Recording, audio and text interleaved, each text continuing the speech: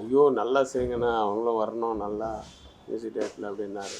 So Sabesh Murali வந்து சமுத்திரம் படத்தில், அந்த படத்துலேயே நிறைய அனுபவங்கள், நிறைய மறக்க முடியாத நினைவுகள்.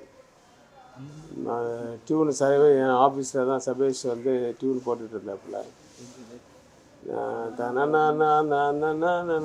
நான் சொன்னேன், தேவாவின் அன்பு தம்பியே அப்படின்னு நான் சொன்னேன்.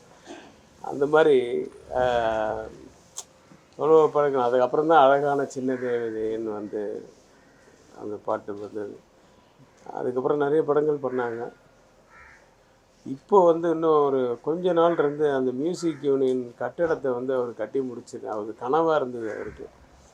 சபேஷுக்கு வந்து அந்த மியூசிக் யூனியன் தலைவர் ஆனதுக்கப்புறம் கங்கை மோகன் சார், அப்புறம் தம்பி முரளி தான் செக்ரட்டரிஸ் வந்து இவங்கெல்லாம் வச்சுக்கிட்டு எல்லா மியூசிக் டைரக்டர்ஸ்கிட்டையும், இளையராஜா சார், கங்கை ஏஆர் ரஹ்மான் எல்லாருக்கிட்டையுமே பேசி எல்லாரையும் வச்சு ஒரு ஃபங்க்ஷன் பண்ணி அதில் வர அந்த பணத்தை வந்து, ஏன்னா மியூசிக் யூனியன்ன்றது தான் வந்து அத்தனை பெப்சியில் இருக்க அத்தனை யூனியனுக்குமே பெரிய கட்டடமாக இருக்குது.